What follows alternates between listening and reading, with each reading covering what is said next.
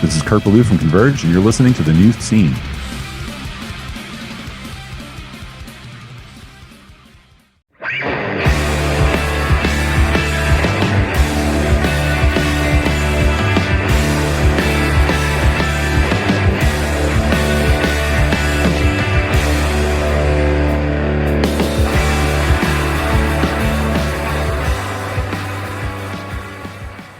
Hello everybody and welcome to The New Scene. I am your host Keith and we're back with another brand new episode.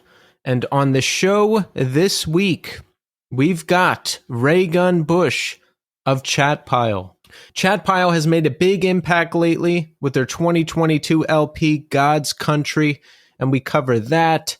We cover Raygun's history with music, growing up in Oklahoma City, scoring music for film, acting. Raygun is up to a lot of interesting things, and we talk about all of it, and that's coming up shortly. But first, here's how you can support The New Scene. Follow us on Instagram, Twitter, and TikTok at New Scene Pod. Shirts.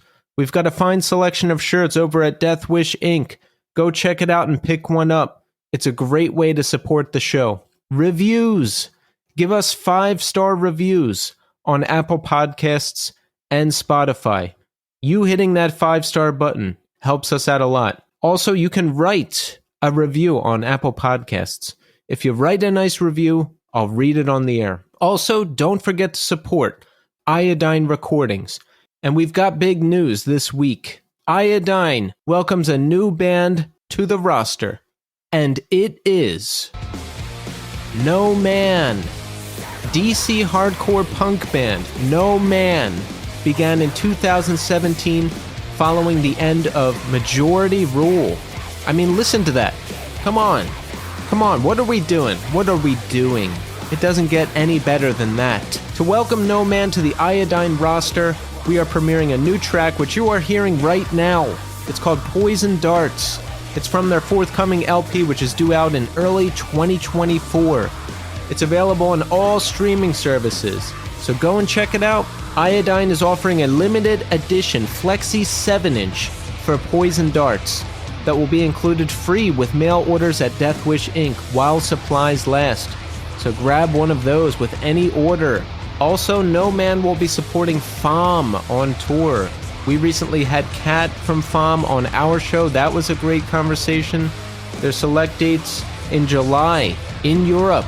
For the full listing, head to the Instagram of FAM or No Man or Iodine Recordings. In other Iodine news, Stretch Armstrong are playing House of Independence October 20th in Asbury Park, New Jersey, with Folly, With Honor, and Town Liar. They're also playing October 21st at Amityville Music Hall in Long Island, New York, and this show is with This Is Hell and With Honor. There's some rare Northeast appearances for Stretch Armstrong. You gotta go see those. Also, Quicksand books are shipping right now. The 64-page hardcover book chronicles the release of the influential album Slip by Quicksand. It includes a foreword by Walter Schreifels, never-before-seen photographs, original art, rare concert posters, show flyers, a lot of stuff from 1990 to 1994. We've got contributions from Anthrax, Helmet, Sepultura, Thursday, Rise Against, Refused, Youth of Today, Thrice, Agnostic Front, Snapcase, Earth Crisis, Cave-In, and many more. I mean, Quicksand's influence is just undeniable. Look at that list of bands. The book is limited to only 2,000 numbered copies, and it's almost sold out. There's only about 100 left, and once they're gone, they are gone for good. So make sure you get yours now. For more information, head to the Iodine Instagram at Iodine Recordings or to the Iodine website at iodinerecordings.com. And last but not least, don't forget to support this month's sponsor, Death Wish Inc. Greet Death have Midwest tour dates kicking off June 23rd. Make sure you go see them because they are literally the best band I've heard in the last 5 years or so. And I've seen them live, so I can attest to how great the live show is. I mean, come on. Anthony Lucero has a new museum-quality print, I'm Not Gonna Cry, in 4 different sizes. It's available now in the Death Wish Inc. store. And you know what? I see a lot of these prints that Death Wish Inc. advertises. Different prints, there's band stuff, there's art by Jacob Bannon, all kinds of good stuff. Check it out and pick one up if you're looking for something to spruce up your walls. Loma Prieta, Last. It's finally coming out next week. Did you get your copy? Did you pre-order it? Have you heard the new singles? Make sure you do it. This is going to be a great, great record. For more information, head to the Death Wish Instagram at Death Wish Inc. or to the Death Wish website at deathwishinc.com.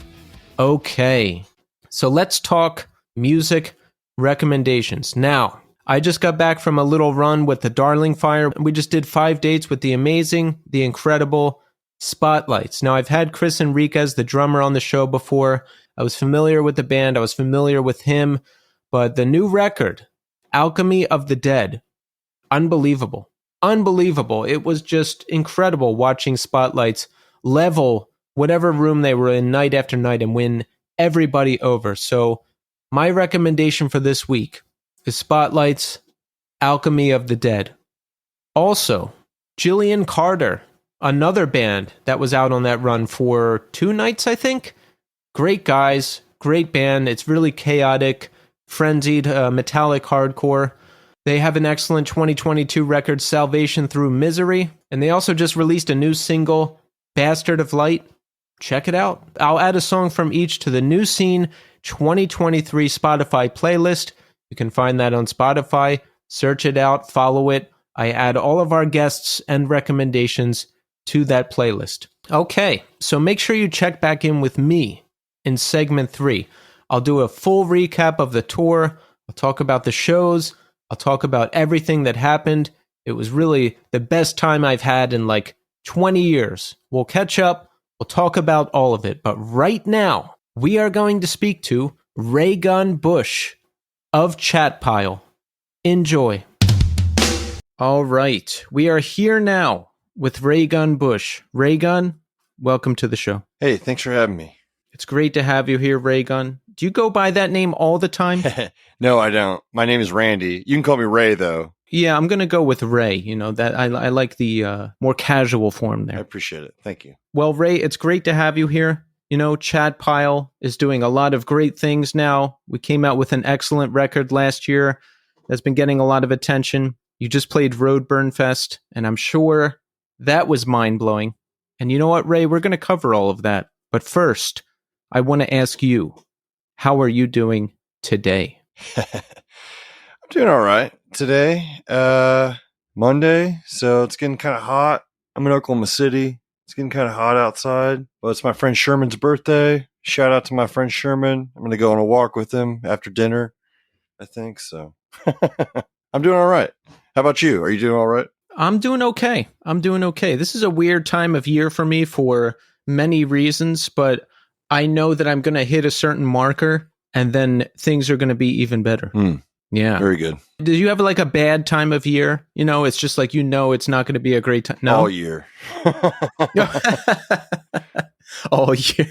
So you're still in Oklahoma City. That's right. How do you like it? It's home. I mean, I've lived here since I was 19, and I've lived in Oklahoma most of my life. So, I mean, it's an okay city. I mean, there's in the whole metro, there's over 1 million people, so there's stuff here. So do you plan on staying there? Sometimes people are in bands start to take off. We get big city eyes or want to move somewhere else. What about you, Ray? Not really.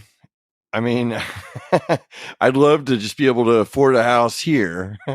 You know what I mean? So like, I'm not, unless stuff just goes to astronomical proportions, which I'm not counting on at all. No, I like living here. I don't think Luther Manhole just bought a house. Stan and Ron both own houses. I don't think anyone plans on moving, so. Plus, the band's aesthetic is so tied up in Oklahoma City and the vibe there, right? Like, imagine if Chatpile moved to LA and the songs became about like getting sushi or living in a high rise, I feel like that wouldn't work as well. Oh, we can get sushi here or live in a high rise here for that matter, but I understand what you're saying. Yeah. I mean, I'm sure there's a lot of horror happening on the streets of Los Angeles, you know. I mean, I know there is. What am I saying? Oh yeah, have you ever been to Skid Row? Yeah, I mean, I've been to Los Angeles before. I've been to lots of places. I mean, Vancouver, for instance, is one of the most egregious I don't know what I'm trying to say exactly here, but just human rights are questionable up there, or maybe the way they treat people is like it's pretty crazy. Hastings Street. Anyway, I don't know why I brought that up. Yeah, I mean Oklahoma City obviously has really nice parts too, you know. So I mean, I don't think if we moved to Los Angeles, we'd still be in America, you know. We'd still be living on Earth, I guess. Even let me put it that way. So the chat pile vibe is everywhere, but yeah, I mean, the plains is sort of central to what we're talking about. But I want more. I want there to be a California band that does what we do for California, because there's a lot of places in California that aren't Los Angeles. You know what I mean? So anyway. Yeah, I mean that state is gigantic. Yeah, absolutely. Imagine a band from like Modesto. That would be some wild shit. Yeah. Oh, so you grew up in Oklahoma, yes? Yeah. Tell us about growing up in Oklahoma and your relationship with music. I mean, has music been something you've always been interested in?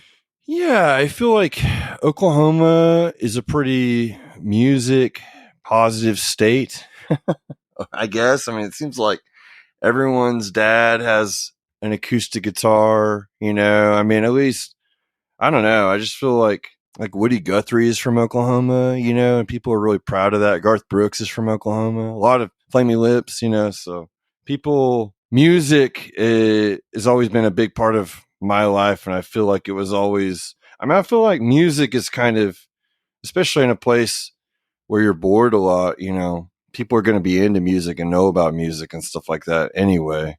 You know what I mean? So, oh yeah, like, I think probably people in big cities take for granted what they have. And now, I mean, the internet has neutralized everything, you know, but back when we were buying CDs, I mean, you know, in the 90s or the 80s when I grew up. So growing up in Oklahoma, did you have an interest in playing music when you were young? How did you start to get into that? Yeah, I've always been very interested in music. I mean, doing choir and stuff in church and school.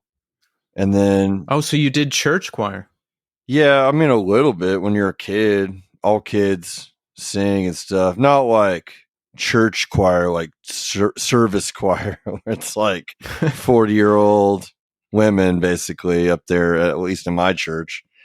It's like, so you were in the church choir. You weren't like in a touring choir, or were you like the lead vocalist in the choir? No, that's what I'm saying is I was not in a serious choir at all. I mean, like as a child, I sang, you know, that kind of stuff. But like, no, okay, no. But I was saying, then I got into orchestra and band and stuff like that. So you know, yeah, I've been doing music since I was a kid. And what about the world of punk and hardcore, or whatever it is, whatever sect of extreme music you're into? Like, where did you come into it? What grabbed you? I mean, like a lot of kids my age, probably like, you know, hearing Nirvana, Soundgarden, Pearl Jam, that kind of stuff. I mean, Nirvana was like a big band for me, and the Pumpkins were a big band for me, and Nirvana led directly to Sonic Youth for me, which is like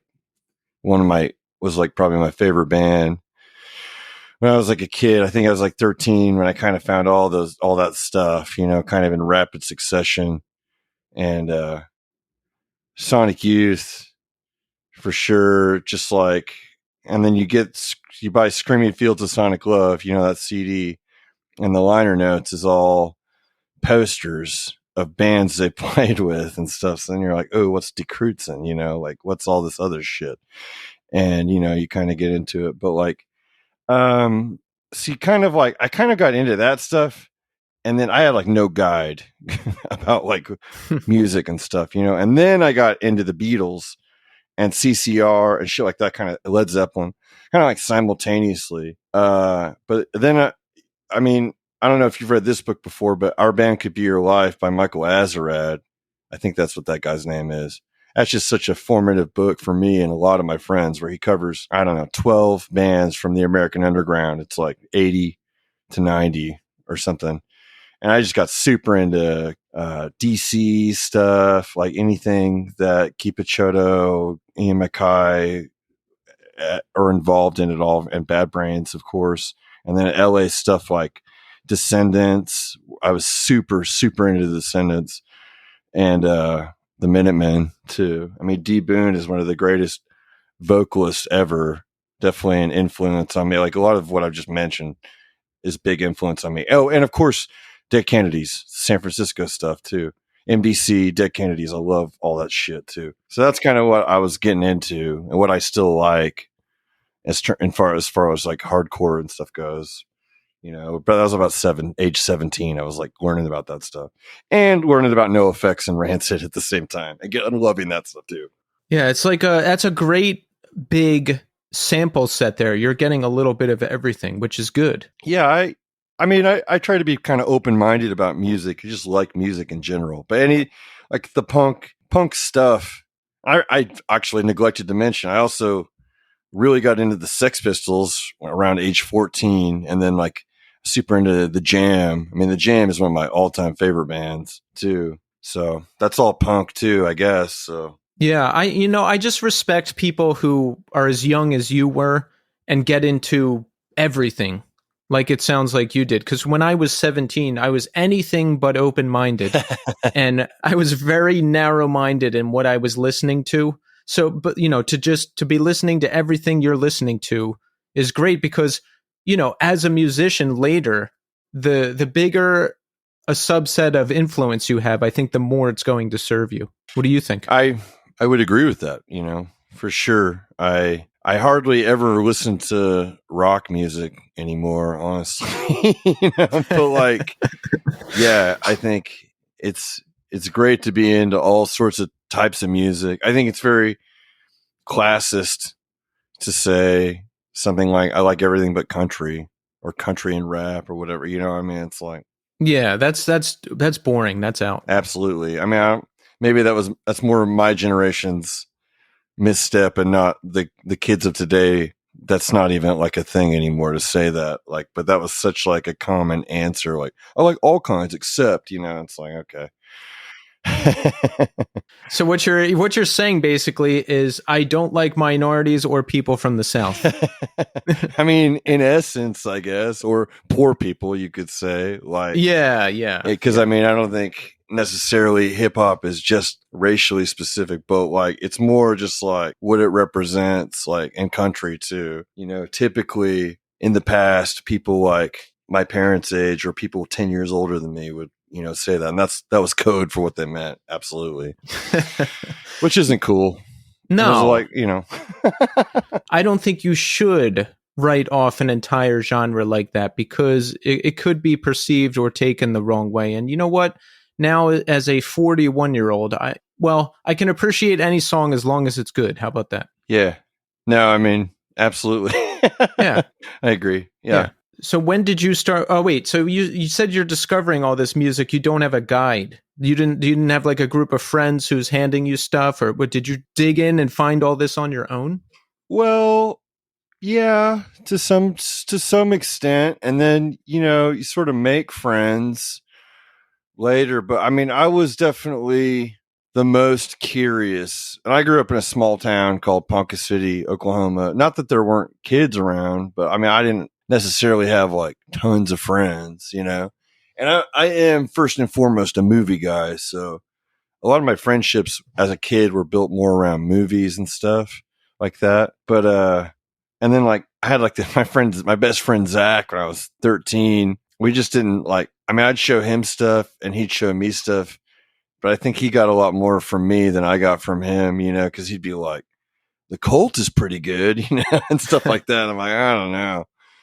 Or like 7 Mary 3 is pretty good, like, and like just some stuff that I was like, this isn't it. But, yeah, I don't know. I kind of got off track there, but yeah, I mean, in high school, I finally met some people like my friend Bree showed me Bright Eyes. I'm 38, by the way. So I'm pretty close in age to you. Yeah, okay. And like, so, I mean, yeah, I definitely met some people like when I was about 15, 16, where I started to like meet people that actually knew about music or cared about music that had cool things to show me versus whatever's on the cat or that's a radio station around here. But yeah. No, I like that okay, that sounds like my trajectory too. When I was 16, I discovered this underground world of hardcore and emo or whatever else you want to call it. All that stuff was going on. But you know what? You just reminded me. Primarily, my first interest was movies too. That was movies, going to the movies, you know, my family renting movies or watching whatever was on HBO that week. I wanted to be a film director. That was the thing. That was it. absolutely. Yeah. Same for me. Yeah. Absolutely the same. And, you know, going through, I love YouTube now. And just the fact that the internet exists for this reason, I was just going through lists of movies from like 1987 until now and just discovering all these bad old movies that I used to watch, like horror, sci-fi, all this stuff. It's mind-blowing, like how much stuff, good stuff is out there. Absolutely. And like all the practical effects of that era before computers just kind of changed everything. It's like a wealth of it all ages like fine wine, you know, in my opinion. Like Enemy Mine, Yes. a movie that like who cared about like when it came out, it was like whatever, Enemy Mine. It's on TNT again. I guess I'll watch it. But now you watch it and it's like, wow, a spaceship looks awesome, you know, like all the awesome matte paintings and stuff. It's like, sure don't make them like this anymore. No, and I hate the fake looking CGI. Here's a good example. Okay, they remade it, the Stephen King classic. Oh God. Now, Yeah. the first one was okay, but it was okay. I got caught up in the hype. And the second one was garbage. The CGI looked fake. It was full of nonstop stupid Marvel humor. And I left feeling really disappointed. So I went back and watched the original one, which has practical effects. And yeah, and okay, it was a made for TV movie, but it's one of the best made for TV movies ever. And the first half is really, really good. The second half could have been better, but I watched a documentary about it and realized it's because they didn't have the same writer, blah, blah, blah. Anyway, my point is, Ray, that older stuff with practical effects is where it's at. Like in true old guy fashion, I pretty much only go back and watch older stuff now. I'm not really checking out too much newer stuff because it's just lost on me. Yeah, I'm with you. I mean, I just saw this movie called Sisu. It was a piece of shit. Like I couldn't believe. I mean, as soon as he started killing people and it was like digital blood, I was like, oh my God. Oh no. And the movie was bad anyway, so I was like, oh, so no part of this is going to be good, huh? Digital blood. Yeah, digital blood. I remember maybe the first movie that I was really conscious of digital blood, and my mom, of all people, who's 75, she pointed it out. She was 300. She was like, all the blood looked like a video game, is what my mom said, and I was like, it did look like a video game. And yeah, they gotta. I insist that the people really get wet, you know, in the movie, or I just don't. I can't. It's not for me, I guess. I want real squibs, real blood, that kind of stuff, you know. Not real blood, real fake blood. Yeah, real fake blood. I hope it circles back around. You know, maybe they'll start losing money because people are fed up. Maybe not. It's got to come back around. Everything always does. Yeah, I think we're honestly on the precipice of like serious movies coming back. Well, like I just feel like I didn't love Everything Everywhere All at Once, but I feel like that movie was a triumph in production design and art direction and stuff like that. And I think Beau is Afraid is a true masterpiece, personally. Have you seen that movie? No. It's Ari Aster's new movie. But like, I just feel like Care for a long time with Marvel and stuff like that. They're like literally shooting on green screens and stuff. So like set design is just out the freaking window.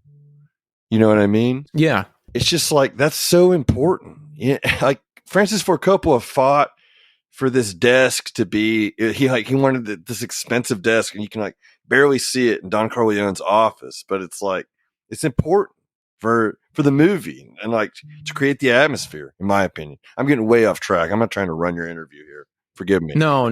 This is good stuff. This is going to tie into some other stuff I want to talk about, so it's fine. Okay.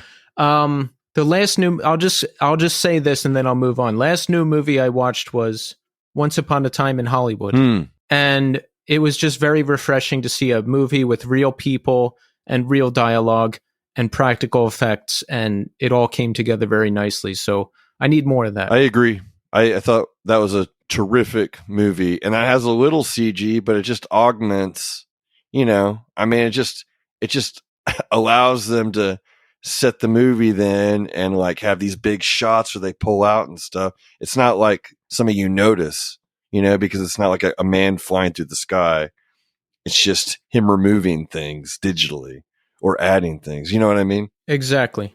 Well, you know what? In Quentin Tarantino fashion, I'm going to jump ahead, right, in the story of you, and then I'm going to come back to another scene, an older scene later on. So, Chad Pyle, your band, did a soundtrack for the film Tenkiller, yes? Yes. Let's talk about that. What kind of movie is it? Tenkiller is a drama. It's made by these people, the Choates, Kara and Jeremy Choate. And it's a drama about, it's kind of a domestic drama, I guess you'd call it, with like a little bit of crime. I wouldn't call it like a crime drama necessarily, but there's some of that in there. Ultimately, like my character gets shot. Spoiler alert. But so there's like a little bit of gunplay, but it's more just kind of like a slow burn. It honestly kind of feels like a throwback to the kind of stuff that would be, playing at Sundance in like the mid to late 90s. Just kind of like a rural drama about brothers. It's so that's what it's about. I like the sound of that. How does it work with the soundtrack? Do you write everything ahead of time, or do you see the movie and then you write music based around the scenes? How does it work? Well, I think we saw a cut of it, but I kind of was just like, let's do this Tangerine Dream style a little bit, which Tangerine Dream, they scored a lot of movies in the 80s and shit, but they would just submit music and they're like, use it however you want, And so we did that in a way. I mean, we kind of recorded just slabs of music, and I was thinking my idea to do this was we should have like kind of a theme, and then we do versions of the theme. So we kind of had this one song, Tenkiller, and we've deconstructed it a billion different times in different ways to like run throughout the score. And then we had, a couple different other themes and stuff like that. And they requested a country song too. But we just recorded that stuff. Then I watched the cut. I like gave them a lot of notes on like how I thought it should be edited, and they like listened to like a lot of what I said, honestly. And then I was just like, okay, watching it with the music in mind, I was like, this should go here, this should go here, this should go here. But I mean, it was ultimately like, I mean, Jeremy Choate's the one that edited the movie, and they bought the rights to our first EPs, those songs, so those are in the movie and stuff too. And so, I mean, he took my suggestion up to a point and then kind of did what he wanted because it's his movie. But yeah, that's pretty much how we did it. So you'd actually be sitting there while he's editing and giving suggestions, which would be taken, it sounds like. Well, I would. It's more like I engaged in a few 2-hour phone calls with him and his wife, talking in detail about my thoughts on that shit and stuff like that. But like that's all I really did. Yeah. So it must be a dream come true for you to be scoring a film, right? Because you said movies were your first interest. That's true. Yeah. I pretty much insisted that we do it. I mean, everybody was on board, but I was really gung-ho about doing this. These are just some people that live in Edmond, Oklahoma, which is a suburb here. And they decided that they wanted to make a movie, and they read about us in a local, it's called the Oklahoma Gazette. It's a local free paper. And they contacted us. And then ultimately I'm in the movie, and I've been in their last movie, and I'm talking to them right now about being in their third movie. So Wow. It's fun. I love acting. I hope I get to do more of that. I'm definitely going to say yes to all serious jobs that come my way. You know what I mean? Was Tenkiller the first thing you acted in? Yeah, pretty much. I mean, I was in drama and stuff in high school and stuff like that, and I made a couple short films myself. But yeah, Ah, I so mean, you have a experience. little bit, you know. I've read you've said about acting that it's easy. Do you think it's I easy? do think it's easy, you know. Really? Yeah. 'Cause I mean, it's Like just even like heavier, have you done like heavier dramatic stuff? well, I've never like cried in a movie, you know. But like, I mean, I just don't. I think it's a lot of fun, and I think compared to like manual labor, it's super easy. Yeah, I mean, Oh you yeah, yeah. know what I mean? I Uh, mean, yeah, it's physically it's easy, but emotionally it can be difficult. well, I have a little bit of acting experience. I took a class for a year and we put on a sizable production that I had the lead in, and I would have to make myself cry on command. So I figured out how to do that. But yeah, I guess in the grand scheme of things, it is pretty easy. yeah. I mean, I don't know. For what I'm doing, at least, I think it's pretty fun and easy, and it's not. I mean, in chat pile and stuff. I'm getting into character and doing crazy. I mean, it's all pretend and stuff. I mean, that shit is just easy for me to do. Yeah, it sounds like you have the background. I mean, engaged in film at a young age, part of the drama club, right? Yep. So, when does Chat Pile get started? How old are you when Chat Pile gets started? Oh, Chatpile got started in 2019, so I would have been 36, I guess. No, 35. 35. Okay. So, what are you doing leading up to that? Were you in other bands? I mean, what leads up to Chat Pile? Yeah, I've been playing music and stuff around Oklahoma City since I've been here basically. At least maybe a year after I got here, I started playing. I had a band called Little Bear for a really long time around here, and then it went through some iterations where it had different names and stuff. And for a while, the studio that Chappell records in now was a studio. I mean, it still is Dust House Studio, I guess, but we used to, I mean, Atlee and Austin, and I mean, I was pretty involved, would like record a bunch of local bands. That's all available at dusthousestudio.bandcamp to those who are interested. But I've been playing music for almost 20 years at the point when Chat Pile starts, and I was still making music by myself at this point, you know? But Austin had kind of almost decided to quit forever, which is crazy to think about now, you know. But we were all just like, man, let's just do a band for fun because we're all kind of true believers, you know. Like we've all been doing music forever for no, like just for ourselves, you know. Like only our friends come, etc. So All that time you're doing music in Oklahoma City, like is that all you're doing? Like, you said you were working at the studio too. Are you helping record bands? Do you record bands as well? I mean, I wouldn't really be the one recording, but I'd be there a lot, you know, and be like, I'd bring bands in or suggest bands and stuff like that. But, Like, what's your goal in life the whole time? Do you just play music? Is that all you want to do? Do you have other aspirations? Like, what's your life like leading up to 2019 when Chat Pile starts? well, at that point, I had gone back to school. I had just finished, well, I was finishing maybe at that time.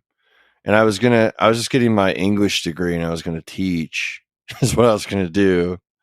And I might still end up doing that. Who knows? You know? Maybe later down the line. Yeah, yeah. I mean, I have the degree now. So, Oh, good. you know, I finished school and that's what I did. But I mean, I just, you know, it's all I've ever wanted to do is create art and talking about movies is like something I'm also seriously like, how do I make money off this? Is where I'm thinking right now. You know, it's like, What about a movie podcast? well, You could start doing that, right? I am doing that actually. I had a movie podcast before And we have a new one coming out with me and Luther Manhole from Chatpile and Brian Manning from Bostonage. It's a Flenser deal, but it is about movies. It's I don't know. It'll be out at some point, but Advance notice, everybody. Keep an eye out for that. yeah. Okay. So 2019 chat pile starts, right? Tell us how. Like we get together, what are our influences? What do we want to accomplish? You know, what's the vibe? We like these are friends of yours, you've probably some of which you've been playing with or have played with before, right? Yeah, that's right. I've known Stan and Captain Ron, they're brothers. I've known them for a really long time. Luther Manhole, I've known him for maybe a year or two before Chat Pile started, and he's a really cool guy. I've known his cousin for a really long time. And the seed of it, though, is really like me and Stan. We've been friends for almost 20 years, and we were really into into the music, but more than the music, like the perspective that like Steve Albini was writing from in like Big Black, like Atomizer, like that kind of stuff. And then like Scratch Acid. People compare us to Jesus Lizard a lot. I've never even like really listened to the Jesus Lizard, but I had The Greatest Gift by Scratch Acid. So I am very familiar with that. And so we dubbed it at the time American Nightmare music, and we've always talked about doing like an American Nightmare type band like that, like so that's something we've been talking about for a good long while before Chappelle actually happened. And then once Chappelle happened, it was a little while before I realized I was like, oh hey, this is that band we were talking about. Like 10 years ago, I've had it in my mind this whole time. It's like we actually kind of did that band, so that's fun. Yeah, but yeah, I like the whole aesthetic because it really comes across in the band and the album imagery and everything, like the dreary Midwestern. You know, I imagine like horror movies or other movies from the 80s and 90s, like dreary Midwest setting. Asshole parents, you can't go to them for help. You have like one friend. It's fall. It's miserable outside. There's some insurmountable thing to go up against. Like this is everything that comes to mind when I hear the band and then when I see the record covers, and I like it. I like that assessment. That's pretty good. So we have the band together. Tell us about the beginning of it. Oh yeah, I mean we get together, we start playing, right? Yeah, I mean they had been playing, and I think Luther Manhole was maybe going to sing or something. They just didn't know what to do about singing. And I mean, like I said, I'm friends with those guys. I was over. We were hanging out and stuff. And they were like, we're starting a new band. Do you want to be the singer? And I was like, hell yeah, I do. Because I've always wanted to just be like previously, I'm playing guitar in like all the other bands I've ever done. I'm playing guitar and singing at the same time. And I've always wanted the freedom watching like these hardcore bands come through. We used to have this. I mean, hardcore is like king here. So I've seen a lot of hardcore in my day in Oklahoma City and like watching these guys just singing. It's like walking around and stuff. I'm like, man, I want to do that. I don't want to carry an amp in here. So this is my opportunity. I jumped at it, and it's been fun, to do that. But anyway, so they kind of, I mean, we're all just kind of bringing what we like musically to the table. So, I mean, there's like, yes, there is like Stan, is like huge into Jesus Lizard, but he also loves Korn and stuff like that. And Luther Manhole has, I mean, I don't even know. He would name off like a billion of the most obscure metal bands you've ever heard of. Maybe not to you, but to me. I don't listen to metal like at all, really. So yeah, me either. Gorguts is a name that he says a lot. Forgive me, Luther Manhole, if that's not your primary influence, but like those bands, yeah. He likes stuff like that, like or like Exodus or something, Exhumed. I don't know, metal bands. Yeah, I don't know them. Stan and Luther Manhole are both the metal guys, and they can talk about metal together forever. And then I know Captain Ron, in terms of like heavy music, he's a big Nine Inch Nails fan and also a big Tool fan. So they're just kind of like mixing all that together. But I'm personally, like we were talking about like punk and stuff. That's kind of more what I want to do, like HR and Bad Brains, D-Boon, Man at Men, that kind of thing is what I want to do vocally. So we all just kind of agreed that it would be okay to let everybody have fun and just make something that we all like. And so that's what Chat Pile is. And we recorded the first 2 EPs pretty fast together. I mean, because the more that there's eyes on us and stuff, the more people, we are like trying to take our time and make everything perfect and stuff, for better or worse, so, but the first 2, like I've been talking about, we've been playing music forever and nobody cared. So it was just kind of like, let's do something that's straight up just what we want to do, what we like. And so that's the beginning of Chat Pile to now. How was the reception at first? Because you say hardcore is king out there in Oklahoma City when you were playing gigs. Was it because you sound different but in a good way from all that stuff? Yeah, not super warm, to be honest with you.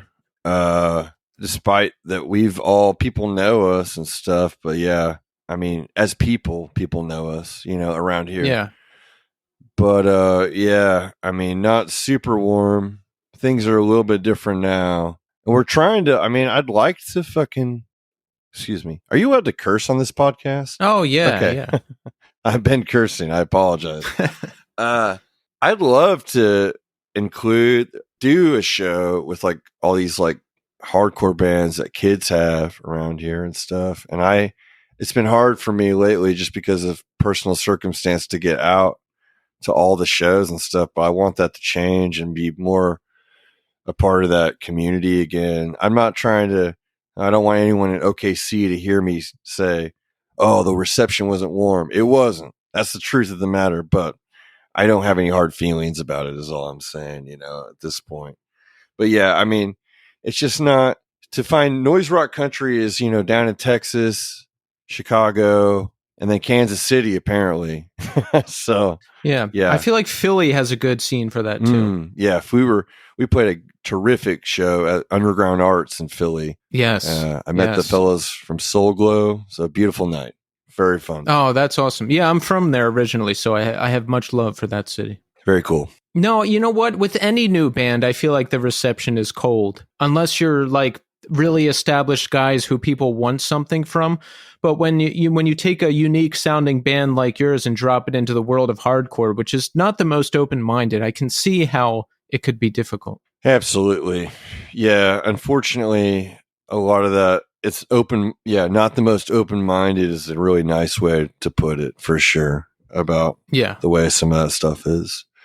Yeah. But, people can change hearts and minds, whatever. So who knows? Well, the good thing is, and I've heard you say this in interviews, like in terms of recording, how technology has just leveled the playing field. Like we can do everything ourselves now, and we can get our stuff out there into the world and find our people and accomplish things without having to rely on the people directly next to us or some record company or any of that. Like with this part of the reason I started this podcast is because I had my personal Instagram account with like, I don't know, a couple hundred followers, right?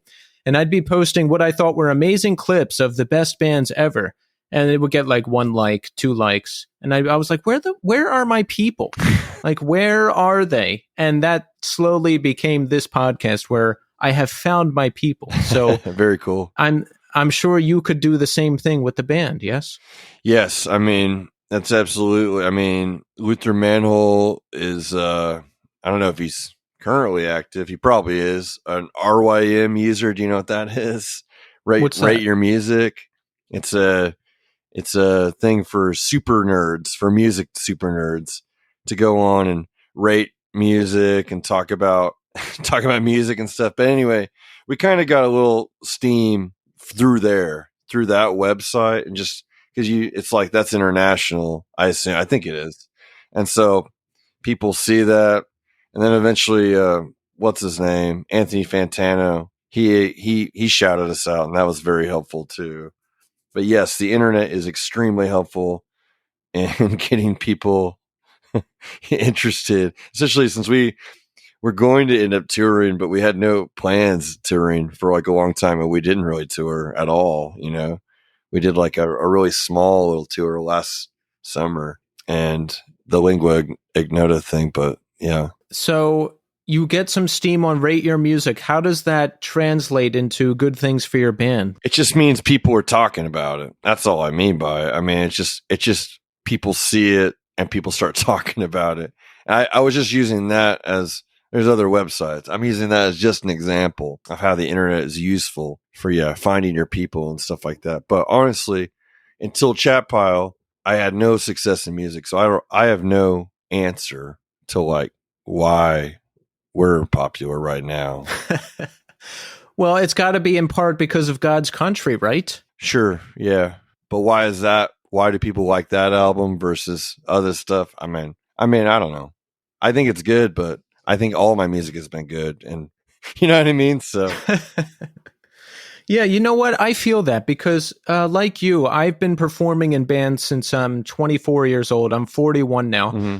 Nothing has ever gotten any kind of attention, but I feel a lot of the music is really good. I think I don't know. I just never was signed to a label. I never did full tours by myself in a band I was in.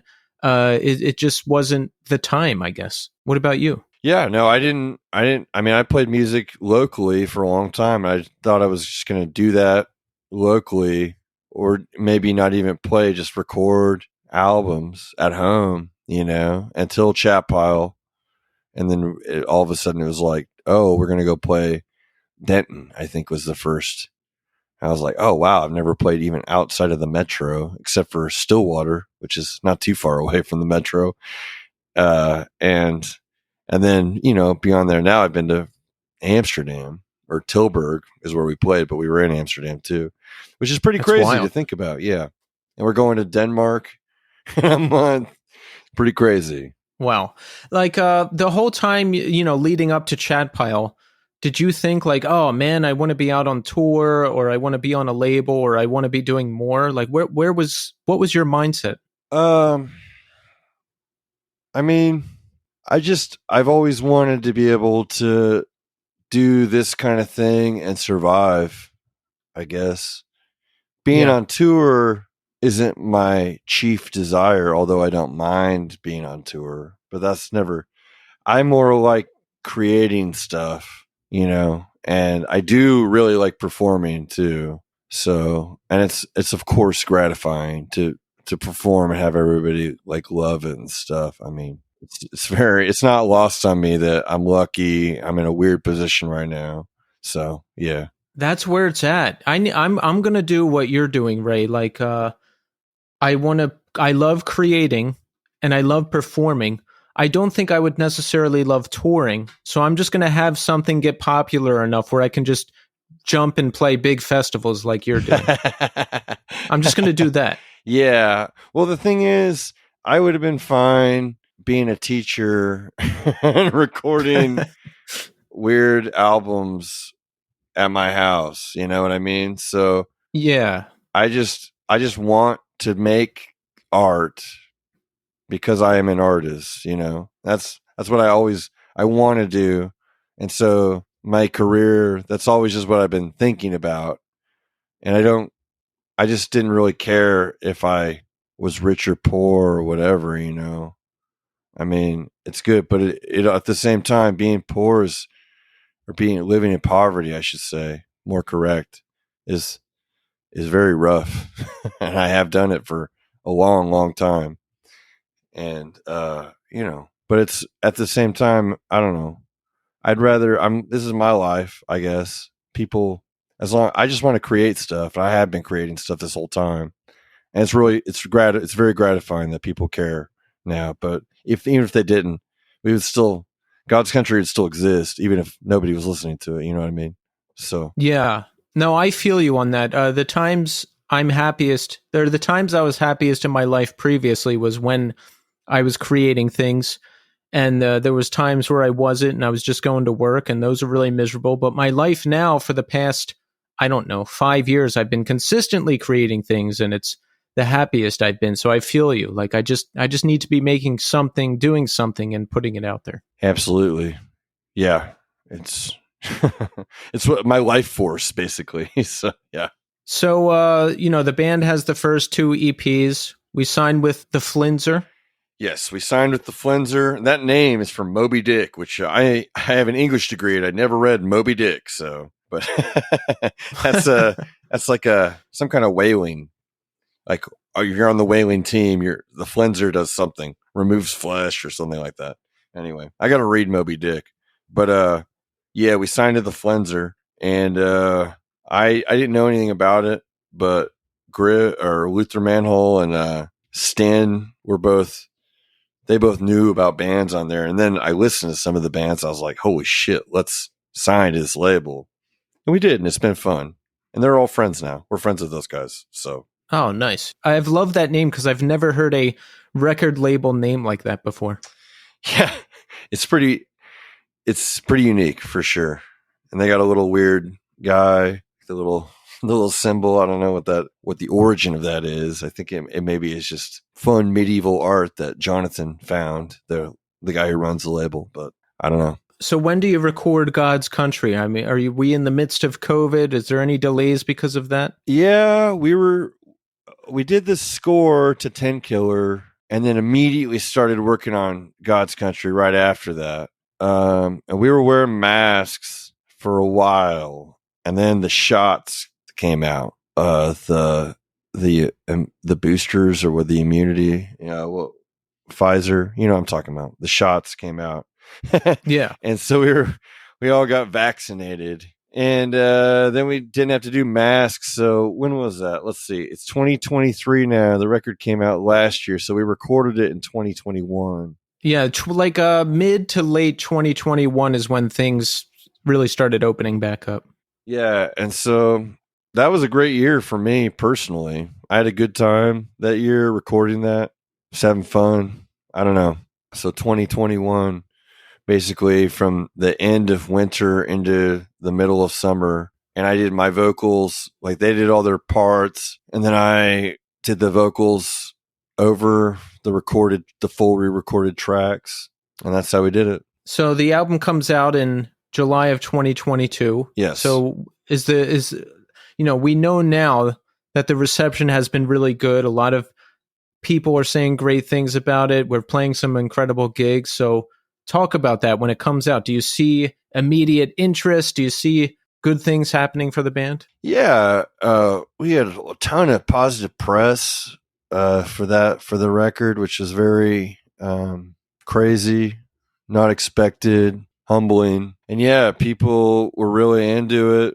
It took a long time for like true haters to show up online and stuff, which I think is kind of crazy. I was surprised because, I mean, of course people come after me mainly, and I mean, of course they would, but it took a while for that kind of stuff to happen, which is cool, What are they critical of? Oh, I don't know. We don't need to give those people a platform. I don't need to talk about that crap, but I mean, my voice, of course.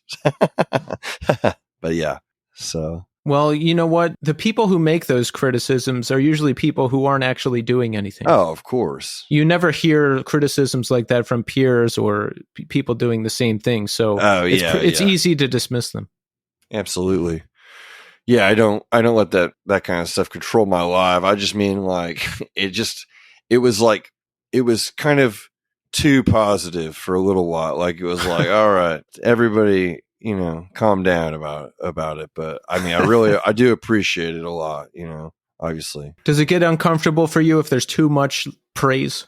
Oh yeah. I mean, I'm not used to any of this stuff, so it gets overwhelming for sure, but I do very much appreciate it. I don't want to be ungrateful about it or not recognize that I'm lucky to be in the position I'm in. I had to just train myself to say thank you and move on and not freak out when people say nice things about me, and I've managed to get it down pretty well by now. That's pretty much what I do too. Thank you! Exclamation point, or a heart their message or whatever. It's just yes, yeah, exactly. Appreciated, but I mean, some people are smart and they know how to get me to engage with them. They'll bring up like movies or something on my Instagram, and I'll actually talk to them for like a while, maybe more than they want or expected at least. But yeah. Do people? I'm curious now. I'm sure you get a lot of people with show offers and all this kinds of stuff. You know, there's a right way to do it and a wrong way to do it. Do people just message you and come right out and say like, "Hey, help me with this"? Right? That's the wrong way to do it. The first thing they got to do is say, "Hey, I love the band. Hey, I saw you mention this movie." Right? Like, do you see these kinds of messages? Absolutely. Yeah. You're right. Because like sometimes people will come to you with stuff that's like, what?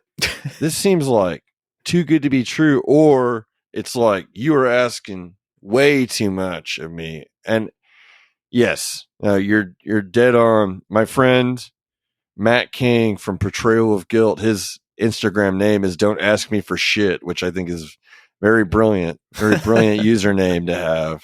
I like that. Yeah. So. Yeah, like when Instagram introduced those away message things, I made mine just say no. Yeah, people barely even use those now. That was so like, what is this? AIM? It lasted like a week. Yeah. ICQ. Yeah.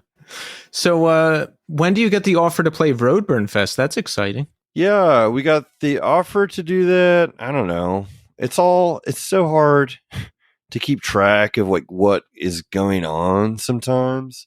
It was like a while back because there was a whole deal about everybody getting their passports and stuff. So I think Roadburn, we must have got offered it in like last year, October, maybe somewhere around there, or September even. Did you think the offer was bullshit when it came in, or did it look legit? No, I mean, because of the record and everything, I mean, I had no reason to believe it didn't come to me either. You know, it comes to did you guys have management and stuff that handles the band? That? Well, Stan is sort of the de facto manager of the band right now and stuff. And he handles like, we definitely have chatpileband@gmail.com. We have like the band has its own email, etc. So the Roadburn offer didn't come like to me personally, you know, it was more presented to me by Stan, who got the email. And I mean, but I think Jonathan probably was like he tells us stuff sometimes too. And a lot of Flenser bands play Roadburn. So we weren't surprised by the invitation, but we were honored to get it, of course, you know. Yeah, absolutely. That was the band's first time performing in Europe too, right? Yeah, that's right. I mean, that's pretty exciting. Yeah, it was very exciting. It was very, very fun. That festival is absolutely incredible. If you can go, you should. If you can play it, definitely do. Of course. Yeah. I've seen the footage going around of you guys covering Bulls on Parade, which is great stuff. Besides the song just being an absolute classic and awesome, how did you land on that? Well, we all have a few bands that we all agree on. There's not like many bands that we all like, but Nirvana, Sonic Youth, and Rage Against the Machine are like the three bands we all really agree on. Rock bands, I guess. And so I don't know. We just wanted to do it. It's a fun song to play. It's probably the least fun for me because I have to rap and stuff, and I just don't. I mean, it's like keeping the lyrics in my head is harder than you'd think, even though it's kind of short. And I had that CD when I was 12.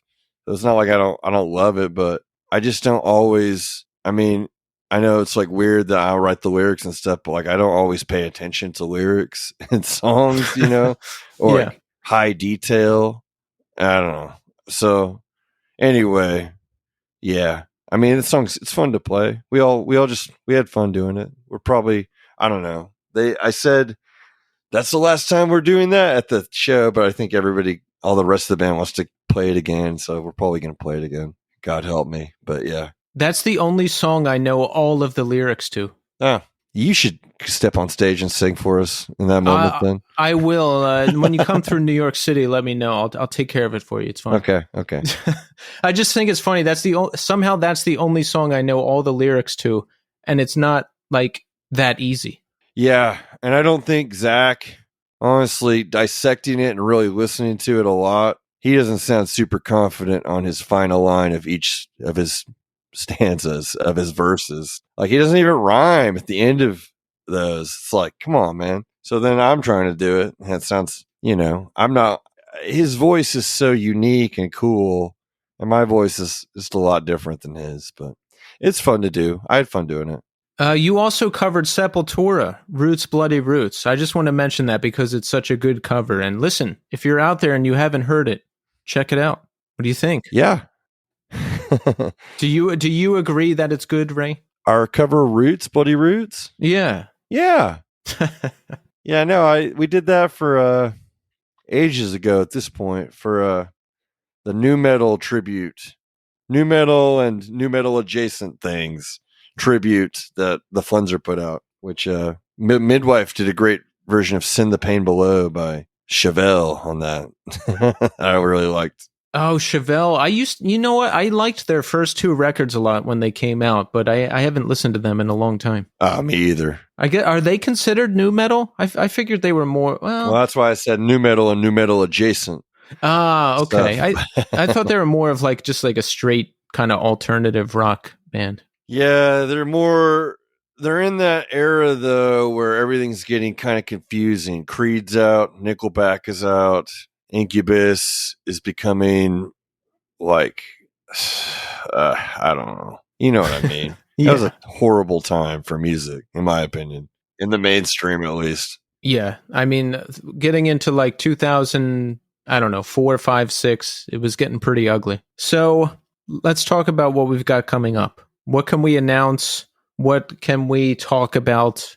Give it to us, Ray. What can we expect from Chatpile? Well, Chatpile is currently demoing our next album, so hopefully that'll be out next year, hopefully early next year.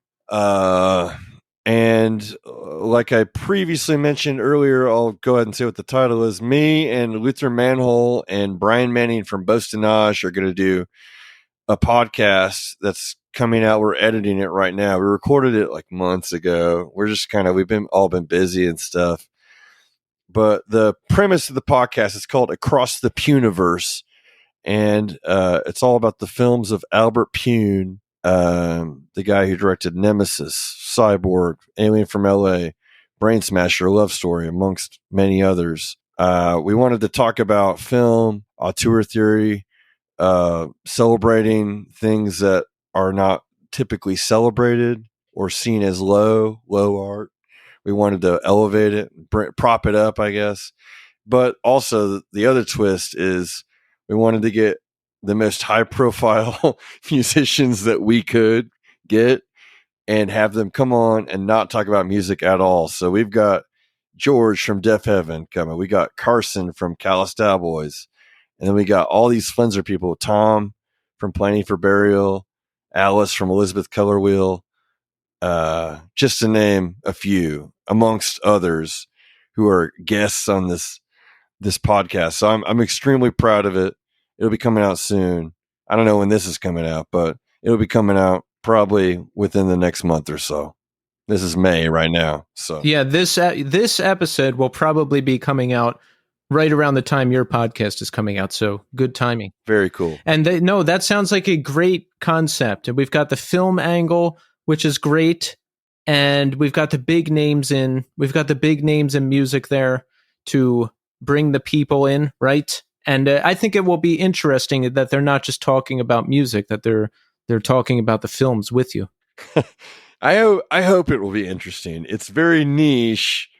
It's something that we're talking about on the Flenser Discord. There's just a movie channel on there that we were just talking. I'm always on there. Luther Manhole's always on there. And Brian's on there a lot too. And we were just talking about movies, Albert Pune. And we came up with the whole idea there on the Flenser Discord. And it's just a joke that has snowballed into a thing that really exists and that we all had a lot of fun with. How long is the first podcast or how long is a typical episode? About an hour long. Who's editing it? Brian is. Do you talk to him about the editing at all? Does it take him a really long time? Because that's the thing I dislike the most about podcasts is the editing just takes forever. Yeah, no, I believe you. And we were trying to get Luther Manhold to do it, and he bought a house with his fiance, and so he's painting. Right, he's extremely busy with all this stuff. Like that, they bought the house right before we went to Netherlands, and basically he got back, and it's just start to work on the house time. Yeah, he's gone. Forget about it. So, and I'm not like the most tech savvy person, although I may step in to help Brian in the future. We're going to see what happens. We got a quote from some guy, and it was just much too high for the free we were looking for, So, yeah. How much did he quote you? It was like $250 or something per episode. It was something crazy. We were like, what? Whew. I was like thinking maybe 50 per ep or something like that. But anyway, we're really showing how the sausage is made right now. But yeah, I think Brian is doing, at least he's done the first 2 episodes for us. So we'll see what happens. I still mostly edit my own show because I'm a control freak and I just want it to be a certain way. Yeah, no, I understand that completely. I'm sure when Chad Pyle is recording and mixing and editing and all that stuff, I mean, are you deep in the trenches involved with the process? Yeah, I try to be easy with Chat Pile because Chat Pile is all about friends. I know that we were like a really dark, crazy band and stuff, but it's all about us being friends and having a good time. And it's very amazing to us that we're like, this is happening to us like as we enter middle age and stuff. And so it's more about being friends. I don't want to, unless there's something I'm just like, I don't like this, which that'll happen where I'm like, and Bill will be like, well, I liked what you did there. It's like, well, I don't like it. I want to take it off. I want to do something different. That happens sometimes. But I mean, I'm not nitpicking about, unless there's some egregious thing, but there's not ever some egregious thing because Stan, his stage name is so close to his real name, which is not like a secret. It's just for fun, but you know what I mean? He's great at, he's been doing a good job, but he's been getting better and better in the studio mixing and stuff. So I just trust him. I'm not too worried about it. We want the same thing. We've talked at length about what we want and how we've been burned by other people in the past. And he wants the same things I want. So I don't nitpick with him about the mix and stuff like that. I'll offer suggestions, which are heard because he believes the same thing I do, which is just like, this is, we're all friends. And that's what's most important about the way we operate, is that we just all stay friends. That's good. I think being in a band approaching 40, it's going to be a lot easier to work together and communicate and everything than if, this thing started blowing up when you were 20. Yeah. I mean, I would have mishandled the hell out of this if I was 20. I was a disaster up until age 35. So forget about 20. Me too, pretty much. I maybe am still a disaster. Who knows, Yeah, I'm just a disaster in different ways now, but you know what? It's fine. Yeah. I've heard you say in more than one interview, the band is trying to capture the anxiety and fear of the world falling apart. Do you feel like the world is falling apart? Yeah, I do. I do too. I feel like we've got some hard truths coming towards us as far as the ecology is concerned.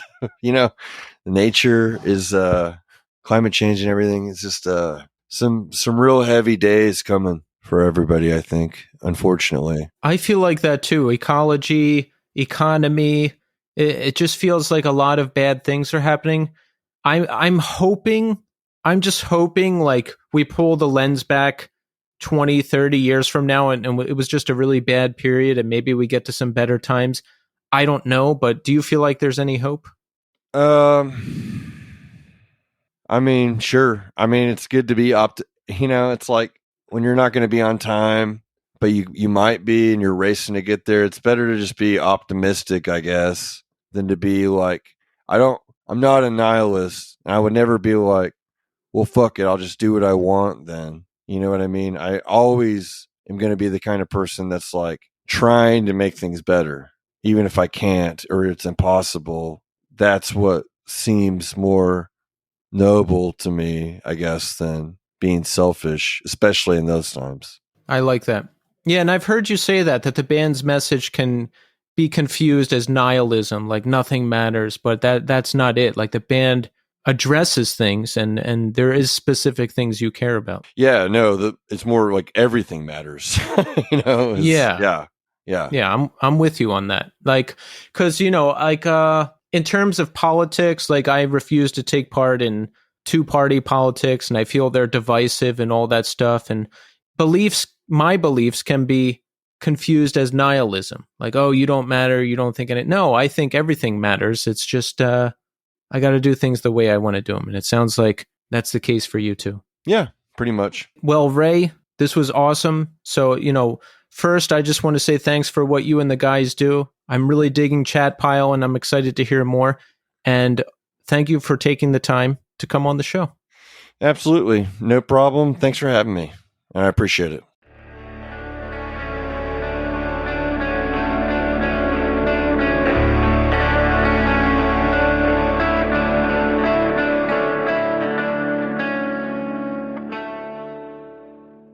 And there you have it. Raygun Busch.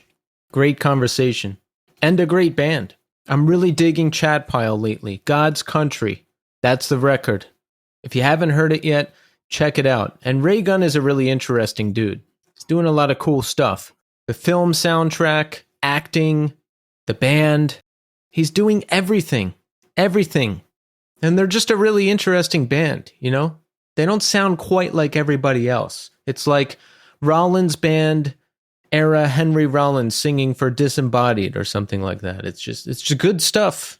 I'm digging it. So thank you so much, Raygun, for coming on the show. So let's check in, huh? How are we doing? How are we doing? Now, I've had a big week. I am home from the Darling Fire tour with Spotlights. We did 5 dates, and I got to tell you, this is the most fun I've had in probably 20 years since the last tour I went on, which was This Day Forward, touring In Response, Thursday touring War All the Time, and Every Time I Die touring Hot Damn. That was back in, I don't know, fall of 2003. I can't remember exactly. Summer? I don't know. But that was the last tour I went on that lasted any significant amount of time. And this run with the Darling Fire is the longest run I've been on since then. And it was a great time. So let's get into it. Okay. So the new drummer of the band, John Lane, and myself were the new rhythm section for the Darling Fire. We both live in Brooklyn. So we fly down to West Palm Beach, and Mike, the guitar player, picks us up. And there's a day of just sitting around getting ready to do this thing right. The next day we drive down to Miami, all of us, and we get a rehearsal space and we practice for the show. So this adds a layer of intensity for this whole thing, right? Because we don't all live in the same town. It's not like we practice every single week. We learn everything on our own time. And when we come together, we just got to be ready. We got to do it. And we did. We played through the set. Sounded great. We were ready. So first show, Miami. I've never been to Miami before, and it lived up to all the hype. Imagine Bushwick, Brooklyn, but instead of dive bars, it's all nightclubs, and they're on every corner, and everybody is dressed to the nines, and there's Ferraris rolling down the street, and there's people in bathrooms just openly trading and doing coke. It was great. Nightclubs everywhere, music, sidewalks full of people.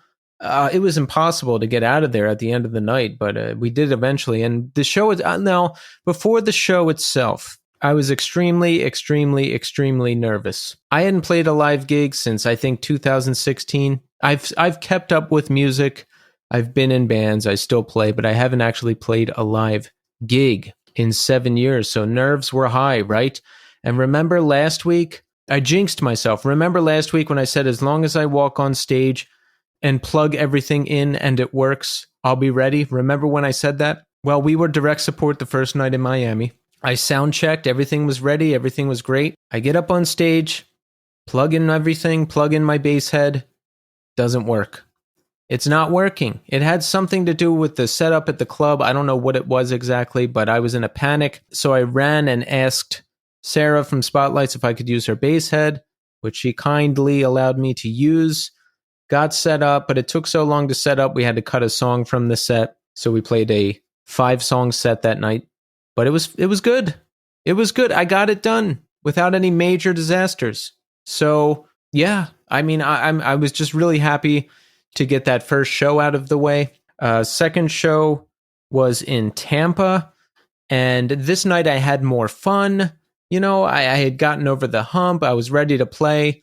I was really happy with my performance that night. Okay, moving on to Orlando. Now, the stage at Will's was pretty tight, so it was. I felt like I was doing a balancing act the whole time, right?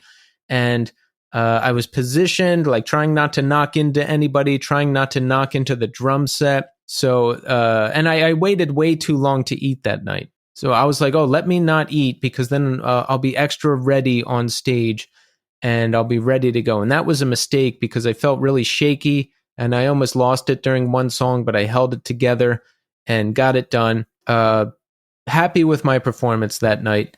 Happy with the band's performance every night so far. You know, feeling good. We're getting better each show, getting stronger. Night 4, Jacksonville. I kind of fell apart. Nothing happened per se. I just get in my own head too much sometimes.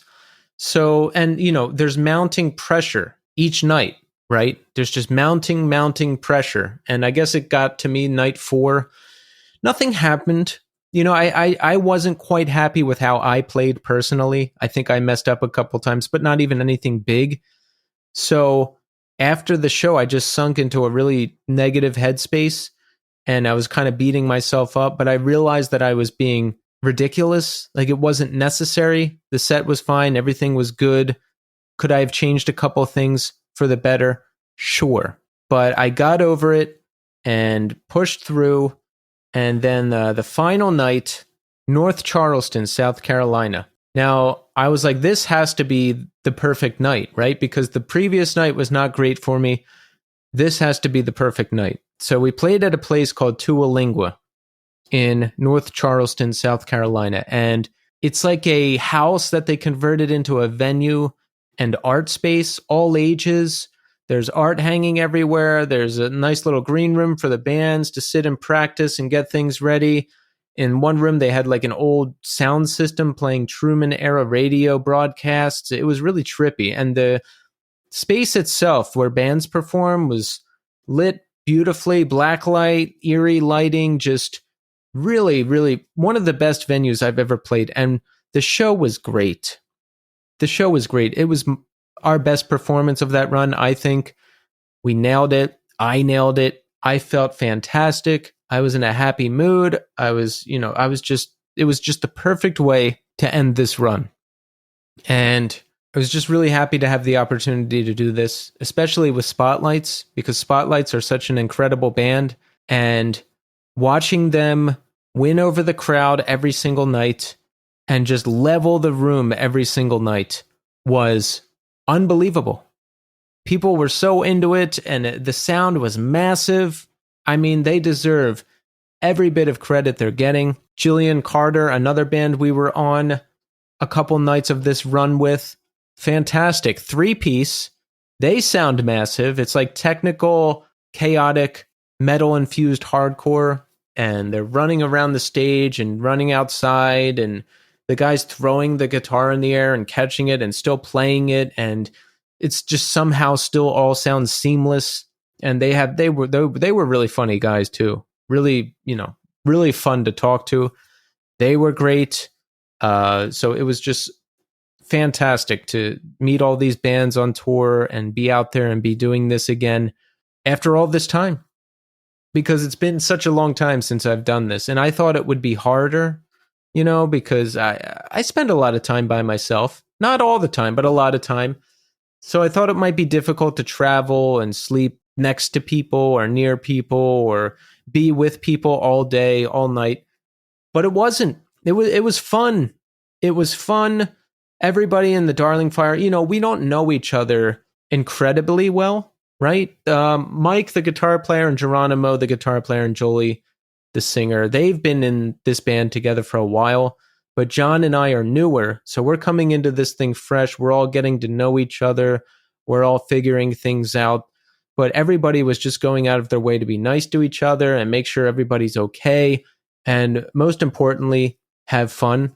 And we did. It was so fun. This is unheard of for me, but I did not want to come home, right? I'm usually in a rush to get home and do my thing here, but I did not want to come home. And I was actually sad when I did come home. I just wanted to get back out there and do it all over again. And I came home. I got home Wednesday evening, and I was like, okay, I'm home. I'm going to play these video games and do this and catch up on that. And I just passed out in bed from 8 p.m. until the next morning, just out. And I guess I needed that because, you don't sleep very well on tour. I don't, at least. I'm not used to being up till 1, 2, 3 in the morning.